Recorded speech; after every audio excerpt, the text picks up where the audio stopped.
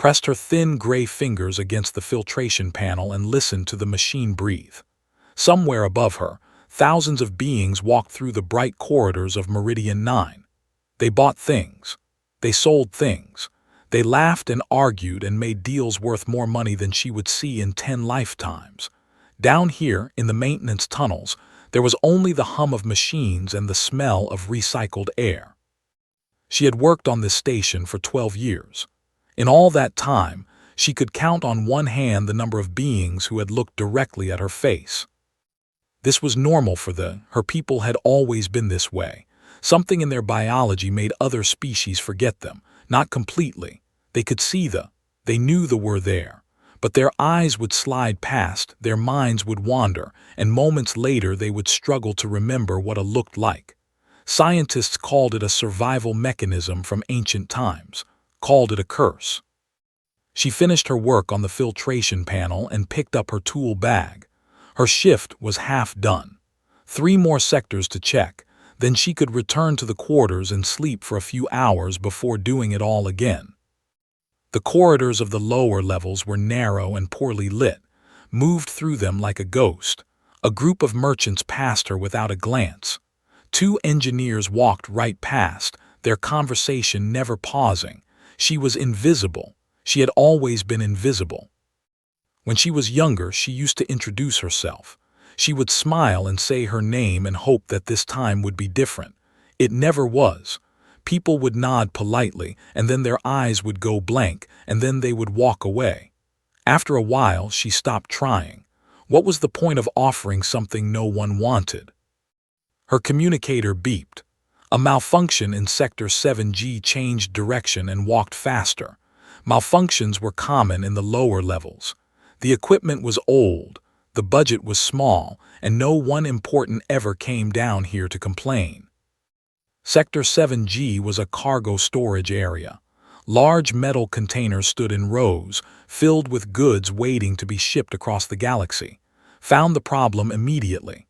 One of the cargo lifts had jammed, its platform stuck halfway between floors. A figure stood beside it, pushing buttons that did nothing. A human. Slowed her steps. Humans were strange. They had only joined galactic society a few decades ago, but they were everywhere now. Trading, exploring, asking questions about everything. Most species found them annoying, had no opinion. She had never spoken to one. The human turned at the sound of her footsteps. He was medium height, with dark hair and tired eyes. He wore the uniform of a cargo inspector. New, probably. The experienced ones knew not to come down to the lower levels alone. And then something strange happened. He looked at her. Not through her, not past her, at her. His eyes focused on her face and stayed there, felt her heart skip. This almost never happened. The human raised his hand in greeting. "Hey, I think I broke something." His voice was calm and a little embarrassed. Stood frozen for a moment, unsure how to respond. Then her training took over and she walked toward the lift to examine the problem. "The power coupling is disconnected," she said. Her voice sounded rough from lack of use. "It happens sometimes. I can fix it." She knelt beside the lift's control panel and opened it with her tools. The work was simple. Reconnect the coupling, reset the system, run a diagnostic. She had done it hundreds of times, but she was aware of the human watching her, and it made her fingers clumsy. "You're good at this," the human said. Did not answer. Compliments made her uncomfortable. They usually came right before someone forgot she existed. She finished the repair and stood up. The lift hummed back to life, its platform rising smoothly to the correct level. The human smiled and it changed his whole face. He looked younger when he smiled, less tired. "Thank you," he said. "I would have been stuck here for hours." He paused, tilting his head slightly. "I didn't catch your name." Went still. No one asked her name. No one. In 12 years on this station, not a single being had asked her name. They called her maintenance worker, or you there, or nothing at all. Her supervisor called her Unit 7. The official records listed her by her employee number. She had almost forgotten that she had a name at all. The human was still looking at her, waiting. His expression was patient, curious, completely unaware that he had just done something impossible.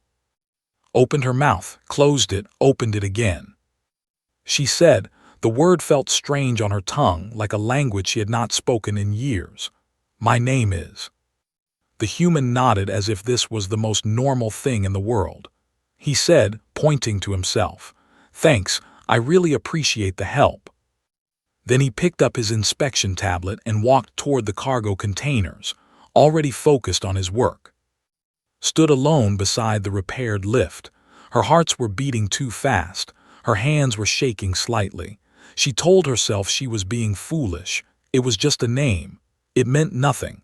He would forget it by tomorrow. He would forget her by tomorrow. That was how it always worked.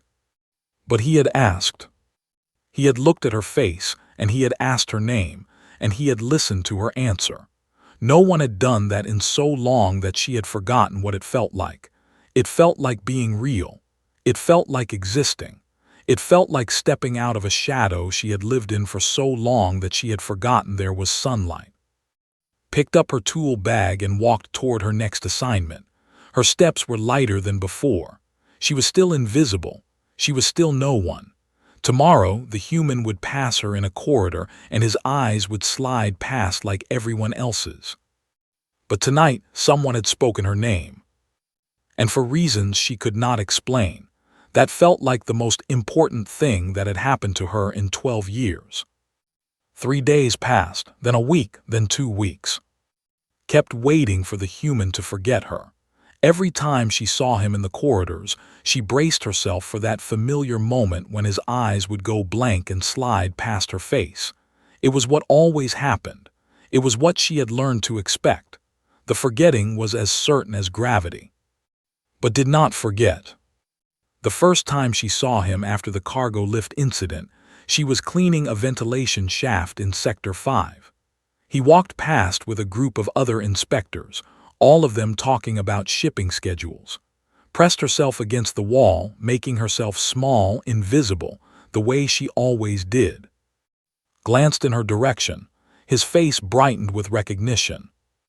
"Morning," he said, raising a hand in greeting. Then he kept walking, rejoining his conversation as if nothing unusual had happened. As if greeting a maintenance worker by name was something people did every day. Stood frozen in the corridor long after he was gone. It happened again the next day, and the day after that. Each time he would see her smile, say her name. "Hey, working late again. Do you know where Section 12 is? I keep getting lost down here." She started to anticipate these moments. She would find herself listening for his footsteps, looking up when humans passed by, feeling disappointed when it was someone else. This was dangerous, she knew. She was setting herself up for pain. One day he would forget, and it would hurt worse because she had allowed herself to hope. Noticed the change in her. Was younger than, only 8 years on the station, but he had already grown bitter. He worked the night shifts, cleaning the reactor coolant systems where the air tasted like metal and the work slowly poisoned your lungs. He had stopped smiling years ago. "You seem different lately," he said one evening in the quarters. Their living space was small and cramped, 20 workers sharing a room designed for 10, but it was theirs and they had made it home. Was sitting on her sleeping mat, mending a tear in her work uniform. "Different how?" "You keep looking toward the door like you're expecting someone." His dark eyes narrowed. "Is this about that human, the cargo inspector?" His hands paused on the needle. "He remembers my name." Made a sound of disgust. "So what? Humans are no different from the others. They see us when they need us. They forget us when they don't. Don't read into it, you'll only hurt yourself." "He's remembered for 2 weeks now. And in 2 more weeks he won't, trust me." Turned away, his voice hard. "I've seen it before. Some species take longer to forget, that's all, but they all forget eventually. We're designed to be forgotten. It's what we are." Did not argue. Maybe was right. Maybe she was being foolish. But she could not stop the small flame of hope that had started burning in her chest. The next morning, she encountered near the supply depot. He was struggling with a heavy container, trying to move it onto a transport cart, hesitated, then walked over to help. Together, they lifted the container onto the cart. "Thanks," said, wiping sweat from his forehead. "I swear these containers get heavier every week." He leaned against the cart and looked at her with genuine curiosity. "How long have you worked here?" The question surprised her. No one had ever asked about her work. No one had ever cared. 12 years, she said. Whistled softly. 12 years in the lower levels. That's dedication, is the work. I mean, do you like it? Thought about the question. No one had ever asked her that either. The machines are honest, she said finally. They break and I fix them. They don't pretend to see me when they don't. They don't make promises they won't keep. Something flickered in his eyes. Understanding maybe, or sadness. That sounds lonely. It's what I know. He nodded slowly. Then he smiled, and again she noticed how it changed his face. Well, I see you, for whatever that's worth. Before she could respond, his communicator beeped. He checked the message and sighed. Duty calls. Thanks again for the help. He walked away and watched him go. Her chest felt tight. She did not know what to do with this feeling. It was like finding water after years of thirst and being afraid to drink because it might be poison. That afternoon, there was a station-wide inspection. All maintenance crews were called to the central hub for evaluation. Supervisor, a tall with clicking mandibles and cold, compound eyes, led the workers through their paces. He walked down the line, checking equipment, asking questions. Unit 3, report on coolant system status. Unit 5, explain the filtration delays in Sector 9. Unit 7, why was there a power fluctuation in cargo storage last week? Unit 7, that was. She explained the cargo lift malfunction, her voice steady and professional. Made a note on his tablet without looking at her face. He never looked at their faces.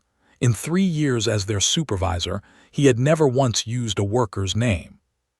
From across the room, Saw watching. His expression was strange. His jaw was tight, his eyes hard. He looked angry about something. After the inspection, returned to her work. She was checking a water recycler in Sector 4 when found her. Can I ask you something? He said. Nodded surprised. Your supervisor, does he always call you by numbers? Yes, it's standard practice for workers across the galaxy. She said it matter-of-factly. It was simply how things were. We're easier to track that way. Numbers don't get confused. Was quiet for a long moment. When he spoke, his voice was soft. That's not right. You're not a number, you're a person. Stared at him. She did not know what to say. In her entire life, no one had ever spoken those words to her. No one had ever suggested that she deserved more than what she had. The system was the system. Though we're invisible, that was simply the truth of the universe. But looking at this human, seeing the genuine anger in his eyes on her behalf, she felt something shift inside her. A door opening that had been closed for so long she had forgotten it existed. Thank you, she whispered. Shook his head. Don't thank me, I'm just stating facts. He smiled, but there was sadness in it. Someone should have said it a long time ago. He left her alone with the water recycler and her thoughts. Stood in the quiet hum of the machinery, her hands pressed against the cool metal. Someone saw her. Someone knew her name. And maybe, just maybe, that meant something after all. The alarms woke from a dead sleep. Red lights flashed in the quarters. The sound was deafening, a high-pitched scream that meant something had gone very wrong. Around her, workers scrambled out of their sleeping mats, grabbing clothes and tools, their faces tight with fear. Reactor coolant leak, someone shouted. Sector 8 lower levels. Blood went cold. Sector 8 was directly below them. If the coolant system failed completely, the reactor would overheat. The explosion would destroy the entire lower half of the station. Thousands would die. She pushed through the crowd and grabbed S's arm. We need to get to Sector 8, now. His face was pale. The emergency protocols will take too long. You know, the automated systems in the lower levels haven't been updated in years. We need to seal the leak manually. They ran, through corridors filled with flashing red lights and screaming alarms, past sealed doors and evacuation points. The station's computer announced in a calm voice that all personnel should proceed to the upper levels immediately. The lower levels were being locked down to contain the breach. Locked down. Understood what that meant. The workers in the lower levels were being sacrificed. Their lives were worth less than the cost of a rescue mission. She reached Sector 8 and found chaos. 3 other workers were already there, trying to stop the leak with inadequate tools and no guidance. Coolant sprayed from a ruptured pipe, the liquid so cold it burned. The air was thick with toxic fumes. One of the workers, a young female named Bora, ran toward her. "The main valve is stuck. We can't close it."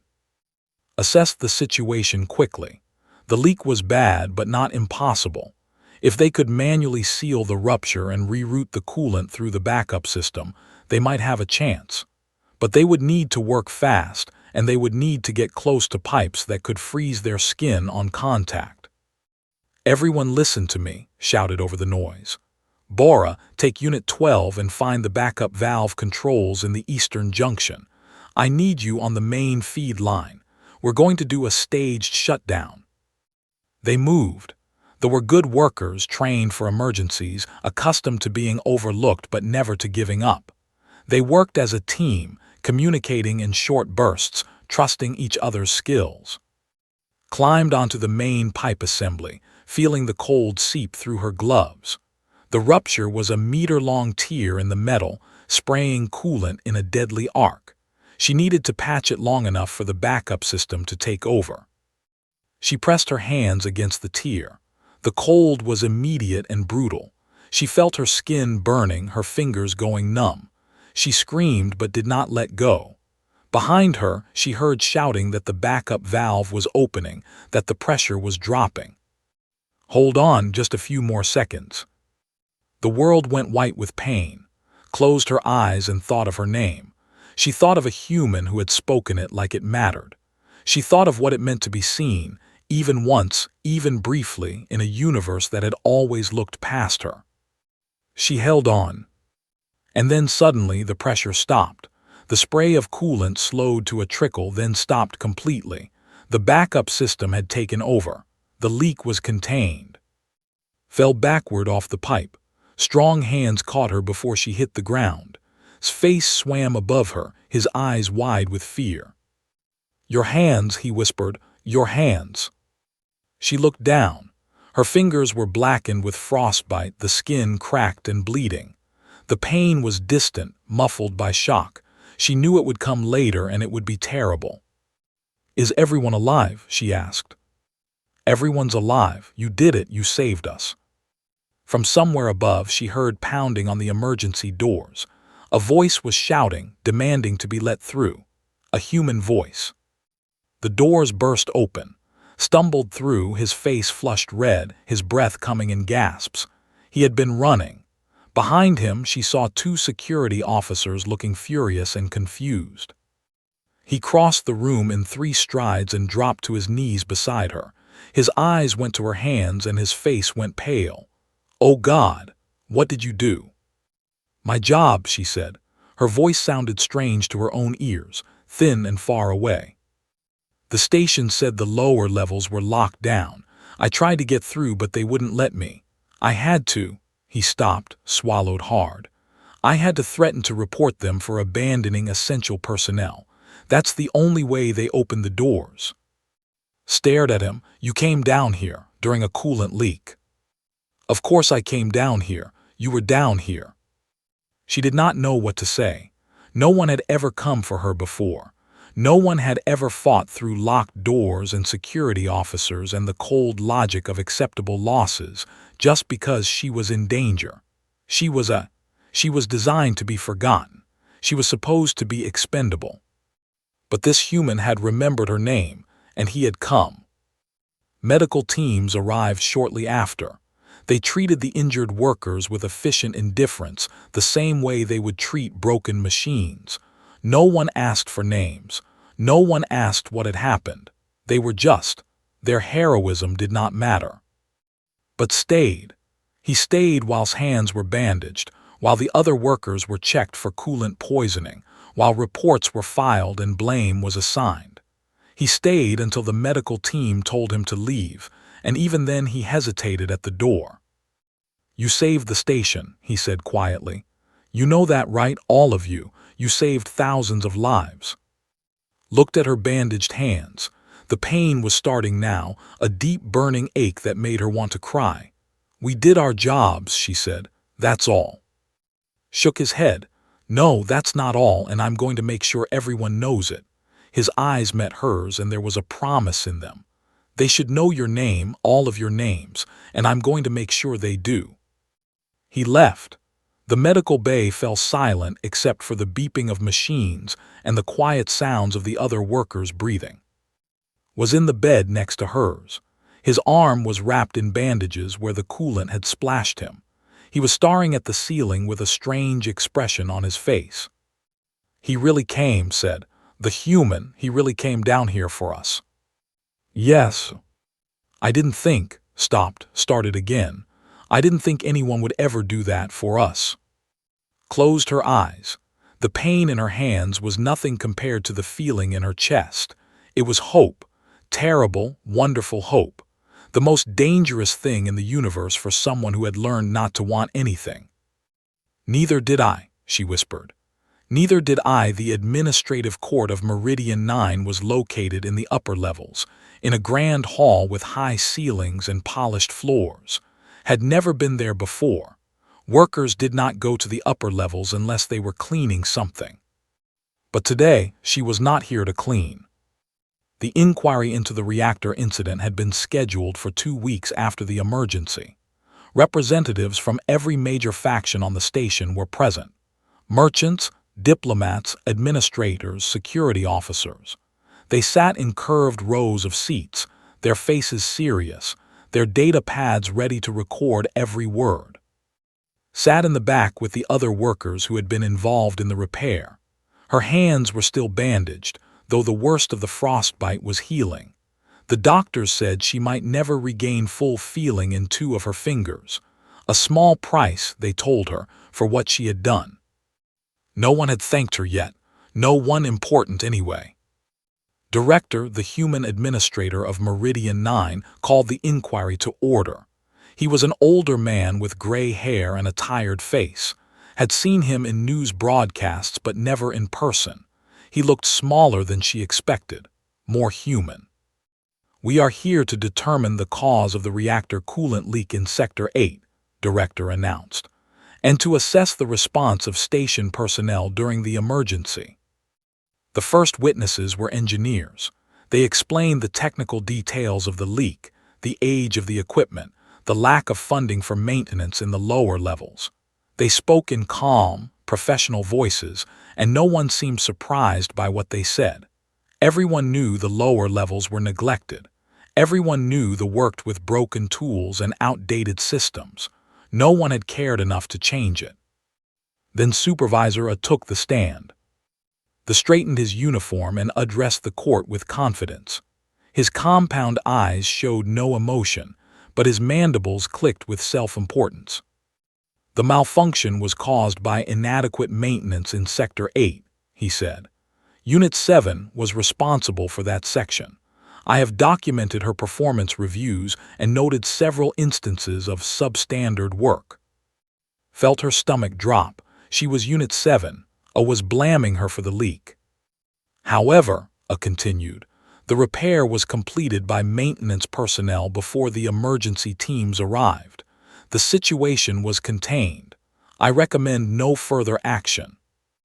No further action, no recognition, no acknowledgement of what they had done, just a quick sweep under the rug so everyone could pretend it never happened. Director nodded and made a note. "Thank you, Supervisor. Are there any other witnesses?" "Yes." The voice came from the side of the room, stood up from his seat among the cargo inspectors. His face was calm, but could see the tension in his shoulders. "I would like to testify," he said. A murmur went through the court. Cargo inspectors did not usually testify at administrative inquiries. They were low-level workers, barely more important than maintenance staff. Director raised an eyebrow. "Your name?" Cargo Inspector, Sector 7. "Very well, proceed." Walked to the witness stand. He did not look at her. He did not look at the assembled dignitaries. He looked at and he smiled just a little before turning to face the court. "I was present in the lower levels during the reactor emergency," he began. "I witnessed the response of the maintenance workers firsthand, and I need to correct something that Supervisor A said." A's mandibles clicked sharply. "Correct." "Yes," his voice was steady. "The supervisor referred to the maintenance worker responsible for Sector 8 as Unit 7. Her name is. She led the repair effort that saved this station." The room went quiet. Felt every eye in the court turned toward her. She wanted to shrink, to disappear, to become invisible the way she always had, but was still talking. Organized her team, directed the repair, and personally sealed the main rupture with her bare hands. She suffered severe frostbite injuries that may leave permanent damage. She did this while the station's emergency protocols had locked down the lower levels and abandoned her and her colleagues to die. His voice rose slightly, controlled anger breaking through. These workers saved thousands of lives. They did it with no support, no recognition, and no expectation of reward. And I think this court should know their names. Director leaned forward. "You're saying the lockdown was premature." "I'm saying the lockdown treated workers as acceptable losses. I'm saying that if they had been any other species, rescue teams would have been sent immediately. And I'm saying that and her team deserve more than being called units in an official report." The room erupted in whispers. A was clicking his mandibles furiously, but he did not speak. Several of the diplomats were exchanging uncomfortable glances. Then another figure rose from the back of the room. She was old, older than any had ever seen. Her gray skin was wrinkled, her dark eyes clouded with age. But she stood straight, and when she spoke, her voice carried the weight of centuries. "I am Counselor," she said, "representative of the people to the Galactic Assembly." Director looked startled. "Counselor, we were not informed you would attend." "I was not planning to, but I heard what the human said, and I felt I should speak." Walked slowly to the front of the room. Every step seemed to cost her effort, but her dignity was unshakable. She stopped beside and looked up at him with something like wonder in her eyes. "In 200 years of service across this galaxy," she said, "no outsider has ever on our behalf using a name. No one has ever stood in a court of law and insisted that we are people, not numbers." She paused, her voice trembling slightly. "This human has done something that no one in 2 centuries has bothered to do." He remembered. The silence in the room was absolute. Director cleared his throat. "Counselor, do you have a statement for the record?" "Yes." Turned to face the assembled dignitaries. "I request that the workers involved in the Sector 8 repair be recognized by name in the official report. I request that the emergency protocols be reviewed to ensure that no species is treated as expendable. And I request that this court acknowledge what happened here today." She looked at, and her old face softened into something like a smile.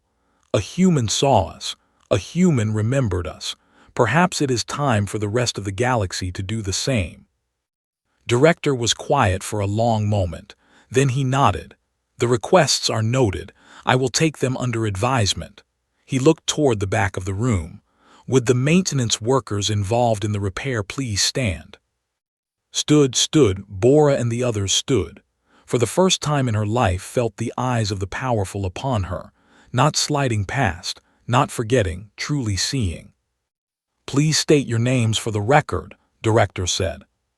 His voice was steady when she spoke. "My name is." One by one the others followed. "Bora, Each name spoken clearly, each name recorded, each name given weight and meaning. When the inquiry ended, walked out of the court into the bright lights of the upper levels. The corridors were clean and wide, filled with beings who had never given her a second glance. But today, some of them looked. Some of them nodded. One even smiled.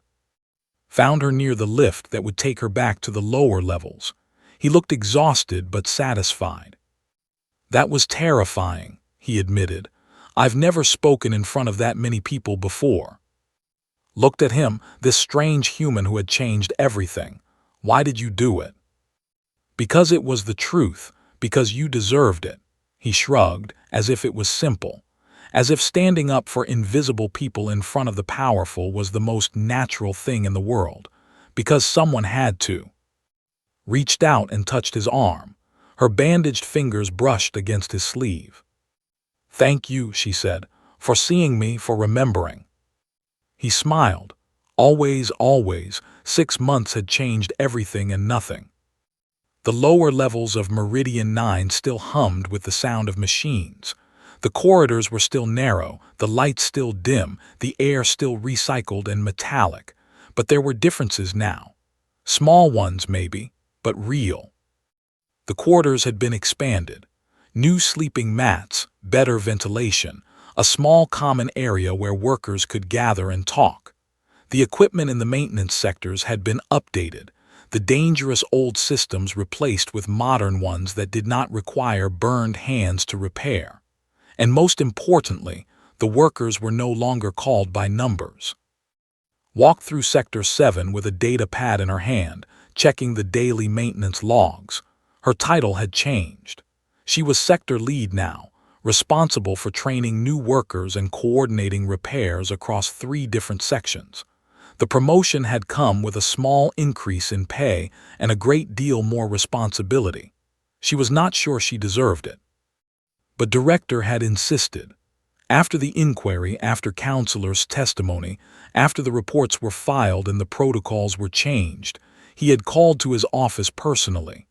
He had looked at her with tired, honest eyes and he had apologized. "We failed you," he said. "For years we failed all of you. I can't fix that overnight, but I can start somewhere. Will you help me?" Had said yes. What else could she say? For the first time, someone with power was asking for her help, not ordering her, asking.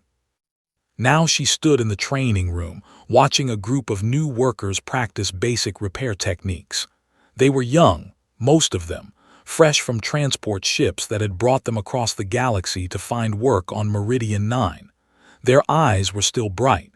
They had not yet learned to expect nothing. Intended to keep it that way. "Remember," she told them, "the machines do not care who you are. They break the same way for everyone. Your job is to fix them and to fix them well, but never forget that you are more than your job. You have names. Use them. Expect others to use them too." One of the trainees raised her hand, a young female with wide dark eyes and nervous fingers. "Sector lead, what if they don't?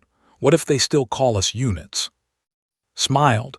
Then you correct them, politely but firmly. You say, "My name is," and you tell them. Some will forget, some will refuse, but some will remember, and those are the ones that matter.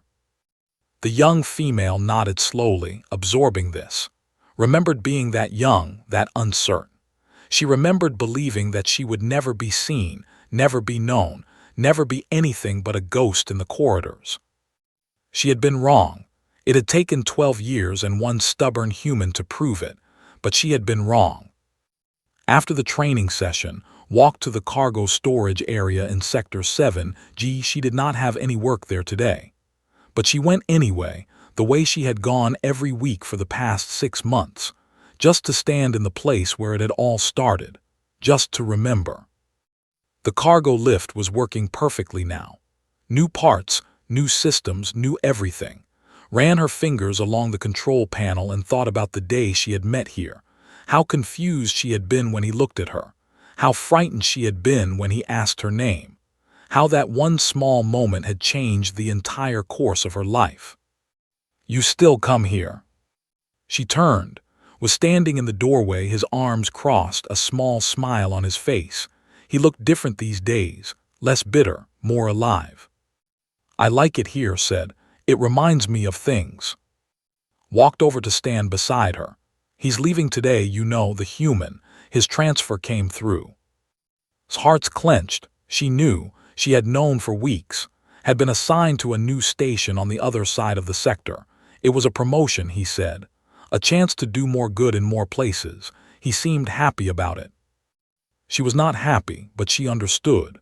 He had his own life, his own path. She could not ask him to stay just because he had changed hers. "I should go say goodbye," she said. Nodded. "You should. He will want to see you before he goes." Found at the departure dock, his bags packed, his uniform crisp and new.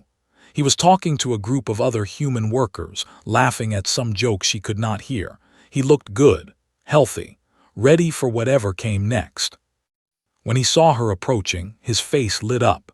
He said something to the others and walked toward her, meeting her halfway. He said her name the same way he always had, like it meant something, like it mattered. "You're really leaving," she said. "I really am, but I'll be back to visit. This station is special to me now." He smiled, that same warm smile that had changed everything. "It's where I met someone worth knowing." Felt tears prick at her eyes. She blinked them away, did not cry. At least they were not supposed to. "Will you remember me?" she asked. It was half a joke, half something much deeper. The question she had been afraid to ask since the day they met. His expression grew serious. "I will remember your name for the rest of my life. That's what matters, isn't it? That's what we carry with us. The names of the people who changed us, the people who mattered." He reached out and took her hand, careful of her still healing fingers. His grip was warm and steady. "You changed this station," he said. "You changed me. Don't ever think you were just a maintenance worker. You were the bravest person I ever met, and I am honored to have known you." Could not speak. She squeezed his hand and hoped he understood everything she could not say. The departure announcement came over the speakers. Let go of her hand and picked up his bags. He walked toward the shuttle, then stopped and turned back one last time. "Hey." "Yes." He grinned. "Keep teaching them, keep making them remember. That's how we change things, one name at a time." Then he was gone, disappearing into the shuttle, and was left alone on the departure dock with a heart full of something that felt like gratitude and grief and hope all mixed together.